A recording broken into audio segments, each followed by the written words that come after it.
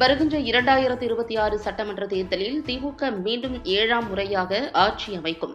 தொழிலாளர் மற்றும் திறன் மேம்பாட்டுத்துறை அமைச்சர் சி.வே. கணேசன் பேச்சு. கடலூர் மாவட்டம் நெய்வேலி தொமுச அலுவலகத்தில் திமுக கடலூர் மேற்கு மாவட்ட செயற்குழு கூட்டம் நடைபெற்றது.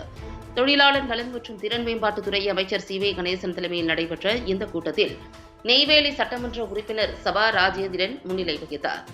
சிறப்பு அழைப்பாளராக திமுக மாநில இளைஞரணி துணை செயலாளரும் தமிழ்நாடு அரசு தாட்கோ தலைவருமான இளையராஜா கலந்து கொண்டு கடலூர் மேற்கு மாவட்டம் பண்ருட்டி, நெய்வேலி, விருத்தாசலம், திட்டக்குடி ஆகிய சட்டமன்ற தொகுதிகளைச் சேர்ந்த ஒன்றிய, நகர, பேரூர் கழக இளைஞரணி அமைப்பாளர்கள், துணை அமைப்பாளர்களிடம் கள ஆய்வு மேற்கொண்டார்.